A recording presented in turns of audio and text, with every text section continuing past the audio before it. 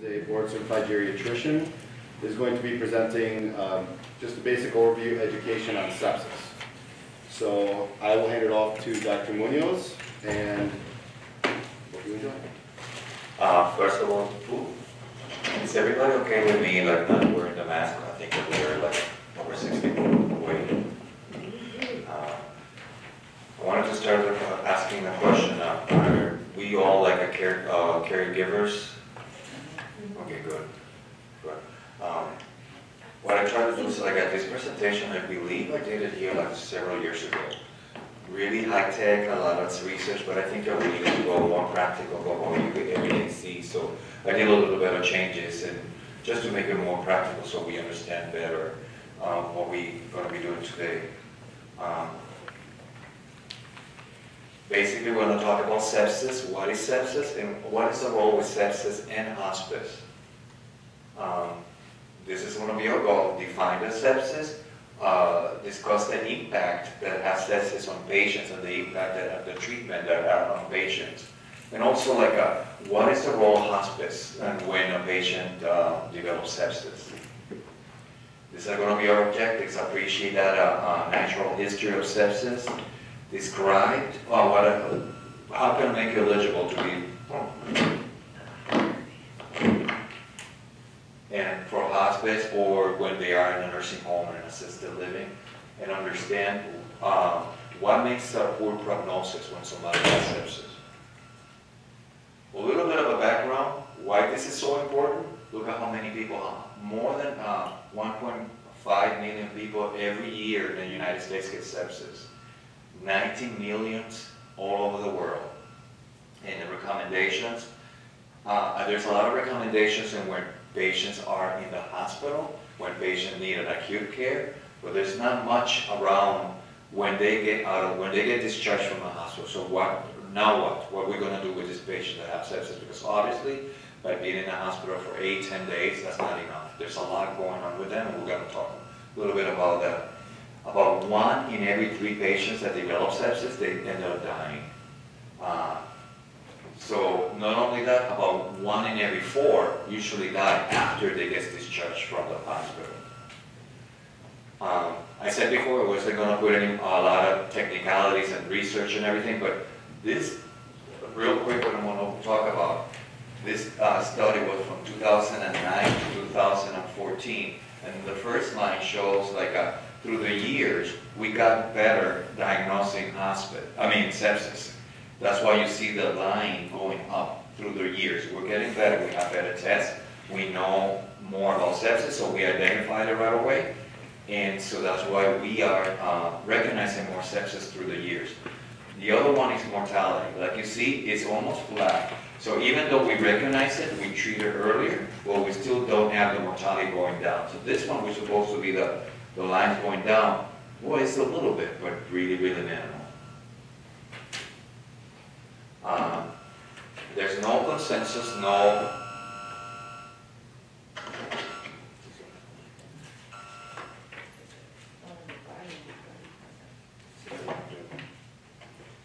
about how to treat the patient once they go out of the hospital.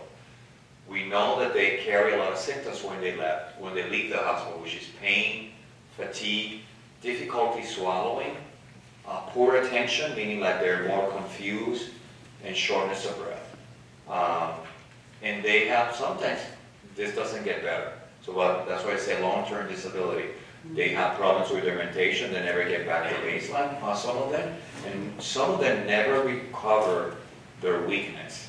They always carry some weakness. So this is before sepsis, this is after sepsis, and they never get back to baseline. There's some do, some never.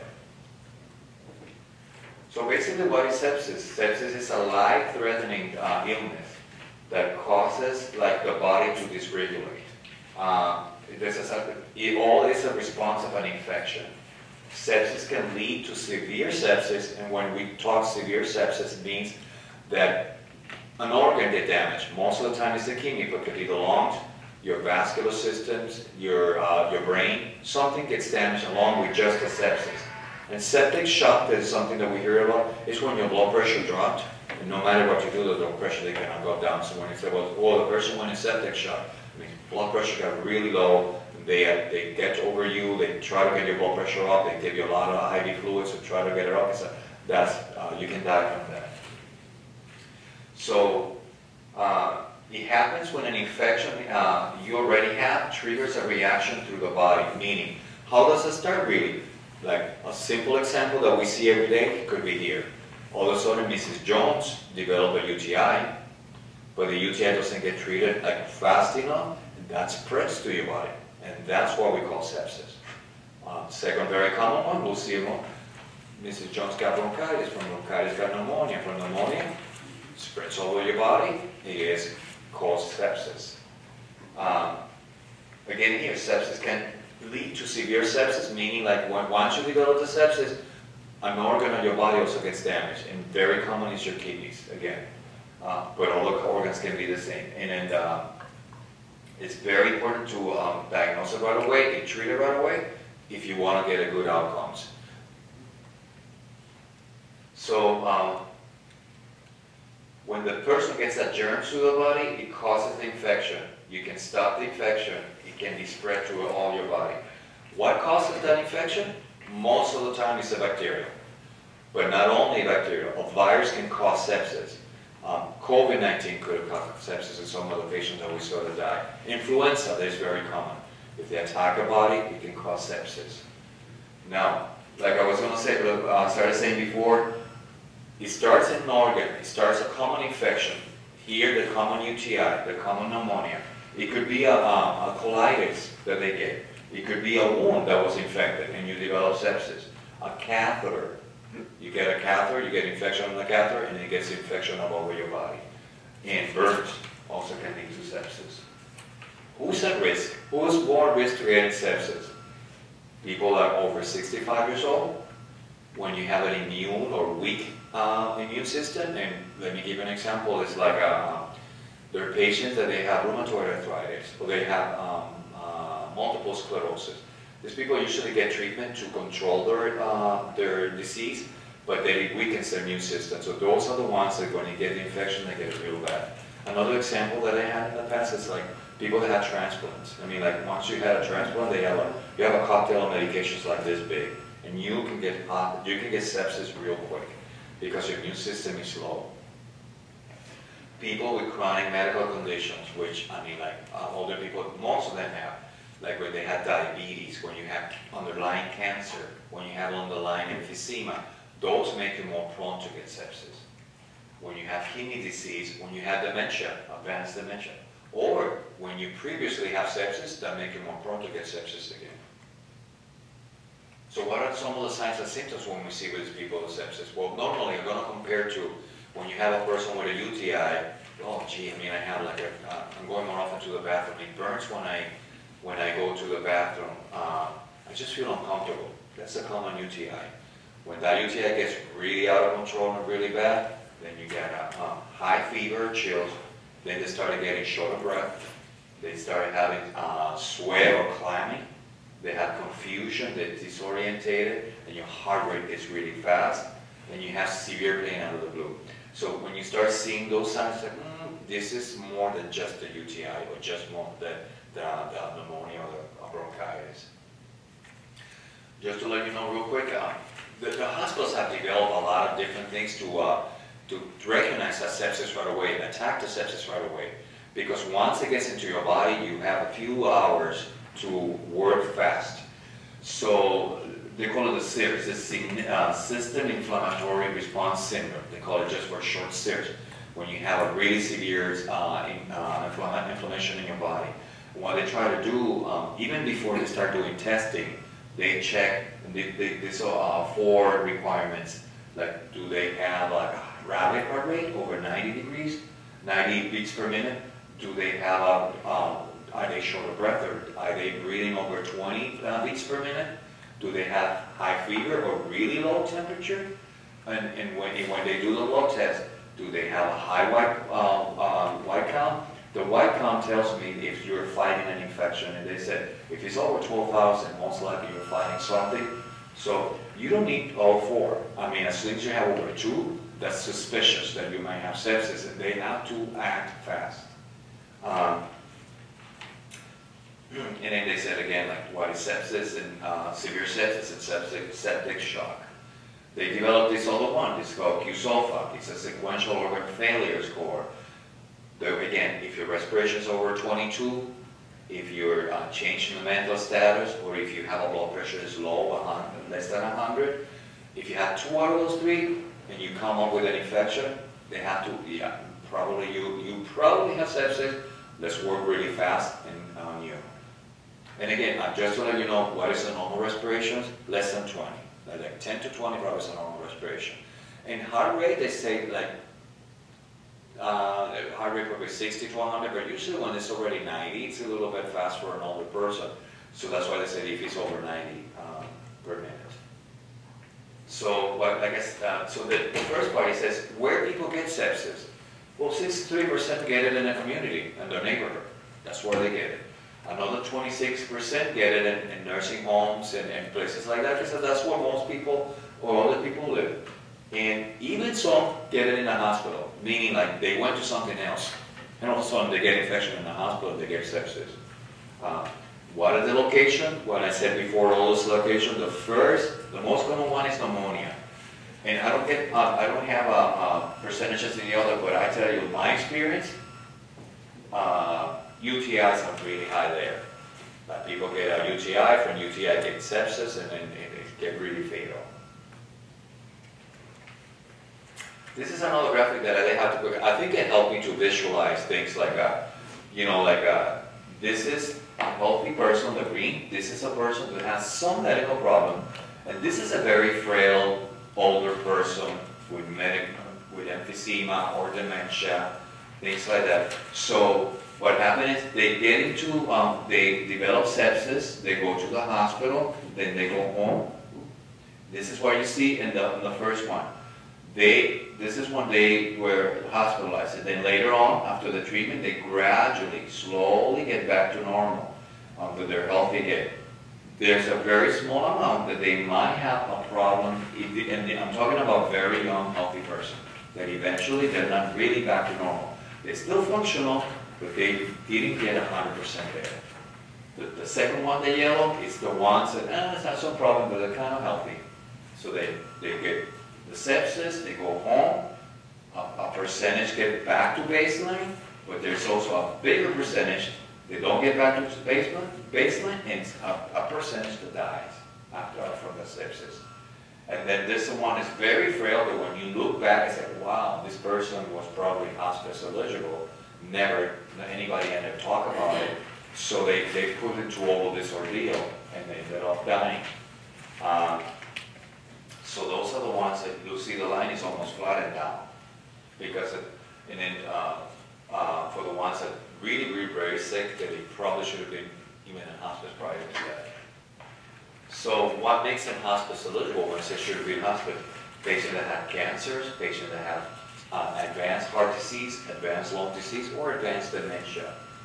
And once they're in a hospital, and they have to put it on a respirator, if they have to give it like a special medication to keep the blood pressure up, if they develop like a really high calcium, kidney, liver, and problems with the blood, they probably at that point also make them hospice eligible.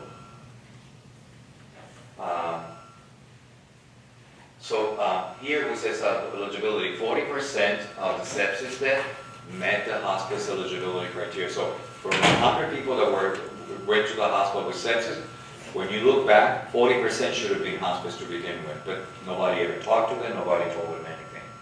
And the most common that we see is when they have cancer, up to 20%. Close is the heart disease, 60%. And then the others like the lungs, blood disorders, dementia, and strokes.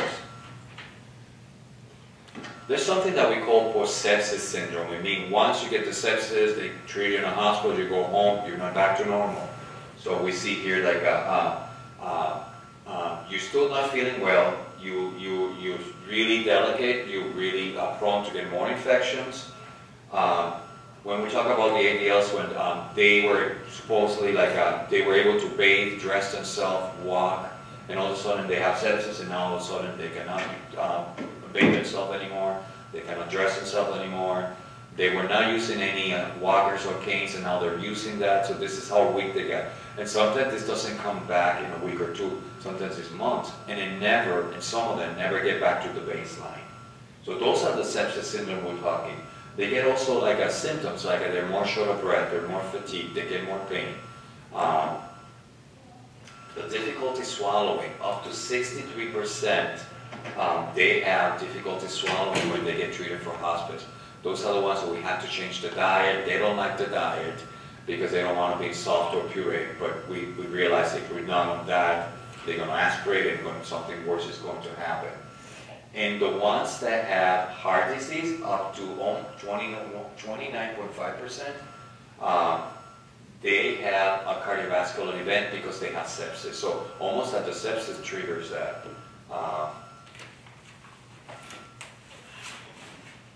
They say also that once you get sepsis once, you have a possibility of nine times to get sepsis again. And twice the risk to get dementia. And increased depression and anxiety. So this is a real case that happened once. This is a lady who's 66 years old.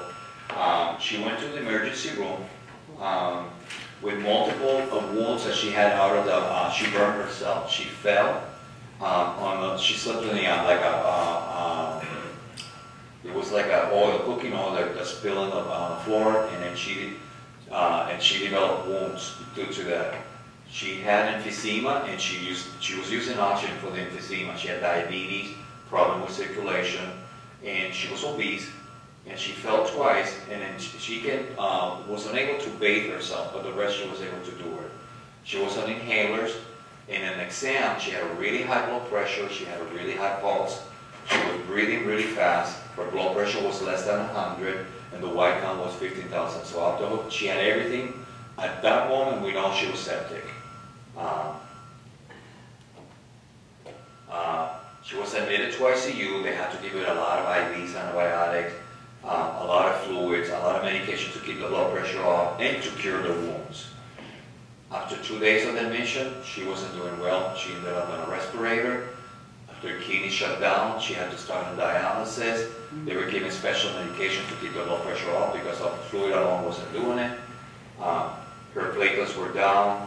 So she was really, really weak. And 23 days after that hospitalization, she's still on a ventilator. They put a trach tube. She lost weight. She was very confused. She was now dependent on 4 out of the 6 assisted ADLs. 30 days after that, she still had real confused. They talked to the husband, the goals of care, what is it we really want for her, what will be the best for her. And at that point, the husband said, well, let's make a DNR because resuscitation will be a disaster here. And at that point, they stopped the dialysis and they put a tube feeding. She went to a nursing home, but 6 days after that she was in the nursing home, she developed congestion, shortness of breath, she got agitated, they called 911, she ended up in the hospital again. At that time, they also got a hospice involved. They talk about goals of care, and when she was discharged, then at this time she was discharged home. She had pain, she had congestion, she had shortness of breath, and wounds that needed to be taken care of. They discussed about antibiotic, and at that point they decided if she needs antibiotics, it will be oral, not by the veins. And 4 days later, symptoms improved, and they didn't have to. When we call it, and I talked briefly about it, when he said intensive complex care, well, they're in hospice, and they get really sick, so we send more help for them. So they have, instead of having a nurse work once a day or 3 times a week, so that you get a nurse more often, or the symptoms are under control. And then, so, back here. She ended up dying later on, but she ended up dying with the symptoms under control. She ended up dying at home 23 days later, and she ended up dying like with everything controlled and everything the way the husband really would like at that point. Talking briefly about antibiotic, we always had the misconception that when somebody's on hospital, they will not get antibiotic. And this is all based on individual. I mean, like I never say we're not going to give antibiotics. Depends on your goals of care, and depends on which way it's going to help. For instance, like if I have a person, first of all, to be eligible for hospice, you have to have a disease that we believe that you might die within 6 months. That you have 6 months old. If the illness continues to be that way, then you might have less than 6 months. And then you're no longer looking for aggressive treatment, like going to the hospitals and do all that. Based on that, you probably are more eligible for hospice. However, there are times that we have a person that's frail but not actively dying, and they have a lot of symptoms. For instance, a UTI, they're having a lot of frequency, they're more confused, we know that probably it's UTI.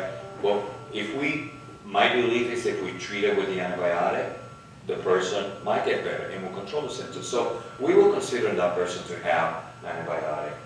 Suppose that all of a sudden that same person is actively dying, we think is within a day or two, and they also have symptoms of UTI. So maybe at that point antibiotic will not do anything, because first of all, they're anyway going to die. Second, it takes a few days for an antibiotic to work.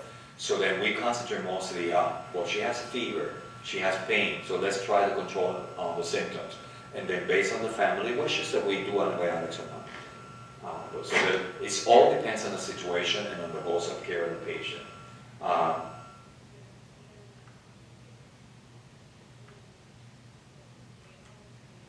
So those are the symptoms we sometimes, these are probably the 4 more common infections that we see in patients, like the UTIs, the colds, the pneumonias, or even the cellulitis or skin infection.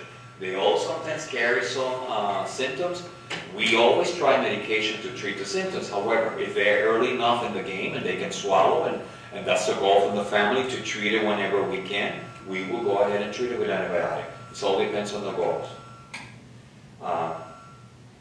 Well, like I said, what are the considerations? If they have symptoms, we always try, like, what is medicine and no medicine to control the symptoms. And they said, and the symptoms, they said, like, when you have sometimes when you're short of breath and have bronchitis, but only giving you antibiotic probably not going to resolve the symptoms. We have to think of maybe like doing nebulizers, maybe something like a cough syrups, maybe like oxygen, maybe something to control a little bit of pain and discomfort. We look at the whole person in order to, because that's what we reach mostly. And then if antibiotics also going to help with that, we add the antibiotics. So when we talk about goals of care, who is always the center of the goals of care? The patient. The patient. We have to let them understand what is the illness that they have in order for them to make a decision. How many times, like the case that I gave you before, they get this far, they go 30 days in the hospital, and nobody ever sat down with them and told them how severe was their condition.